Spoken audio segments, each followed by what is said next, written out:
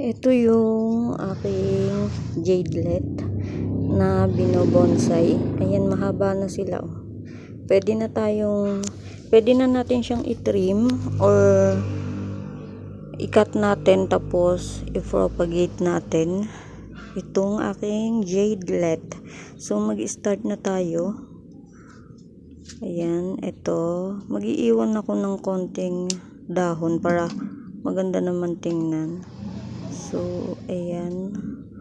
Ang hahaba na kasi. So, ito yung pinaka mother plant ng aking jadelet. Yung mga pinopropa ko, ayan, ito yun. So, ito, dalawang cut ang gagawin ko kasi masyado siyang mahaba. Pwede naman yun.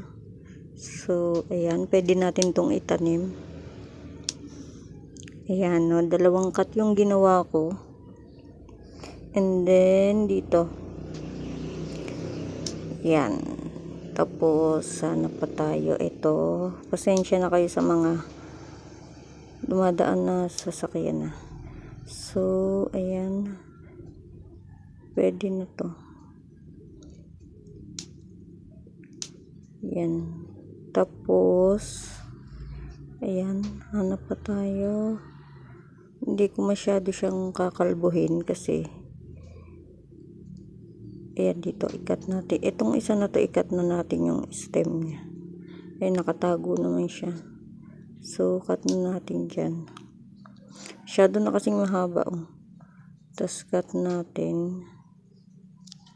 Yan. And then, ayan na ang ating jadelet. Ayoko masyado siyang kalbuhin kasi para maganda siyang tingnan, 'di ba? May mga dahon-dahon. So, ayan. Ayan, okay na siguro. Ayan. Ang ganda niya, 'di ba? And ang tibay-tibay na to sa akin. Ayan. Nasa rain or shine. Bala ko tong ikat pero ang ganda kasi niyan tingnan, no. Hayaan ko na. Ayan, hayaan ko na. And meron akong dito. 2 pots. Ito is pinagtaniman ko ng succulent na maalam na. So, taniman natin siya ng jadelet. Meron na akong propagation sa ganitong pots. 3 na. So, 5 pag natamnan ko tong dalawa is 5 na. So, ayan, para sa akin is mabait naman itong jadelet. Dati nga nasa likod bahay lang ito. So, pinalitan ko lang ng pots. And mag-start na tayo magtanim. Ganyan lang. Tutusok lang natin siya. Walang ako ng pang So, ayan. Butasan lang natin ng unti. Tapos, ganyan. Ayan. Itong mga dahon na to, hindi naman naipopropa. Tinry ko. Hindi siya tumutubo. So, di na natin need yun. Ayan. Sobrang bait sa akin na to. For me, sobrang bait niya. Pero yung mga jade, hindi tumatagal sa akin yung mga jade. Kaya, itong jadelet, tumagal sa akin. And hindi pa ako nakakapag-try ng variegated. Sabi ng iba is mahirap din, pero etong na to, yung jadelet na to na hindi variegated is ayan, sobrang bait niya sa akin. Ayan, tumutumba-tumba siya. So, ayan, itatanggalin ko lang yung mga dahon sa ibaba para maitusok natin siya ng maayos. So, ayan.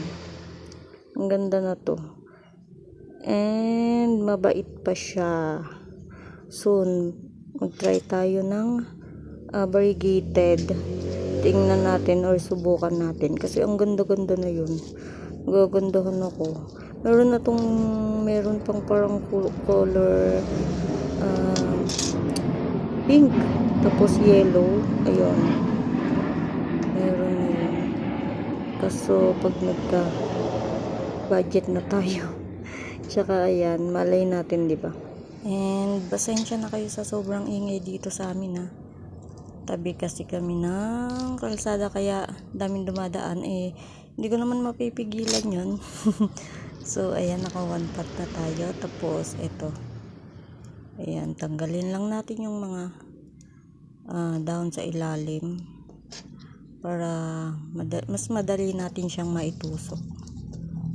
So ayan, medyo malambot pa kasi yung stem na to, kaya ayan. Tapos ito yung pinutol din natin. Ayan, tutubo naman yan, tutubuan niya ng babies. So pag ito tumaas-taas, ititrim lang natin siya. So ayan, and try nyo din ito, maganda lalo na pag na bonsai nyo siya. Ayan, maganda siyang tingnan. And ayan, so magpropa lang tayo ng magpropa para maparami natin. And once na, or in case na diba, na maalam yung iba, meron tayong extra. So hindi nawawala sa garden natin, diba? Kaya ayun yung ginagawa ko. Pero sa succulent talaga hindi natin maiiwasan na kahit magpropa tayo, mauubos at mauubos sila, lalo na pag walang magandang pwesto at tag-ulan tsaka summer. So ayan ang ating naitanim. Meron ulit tayong 2 pots na propagation, and then ito, ala na to, hindi naman tumutubo ito. Ayan, and ayan na ang ating jadelet. Ganda niya, diba? So meron ulit tayong propagation. Ayun lang guys, thank you for watching, bye.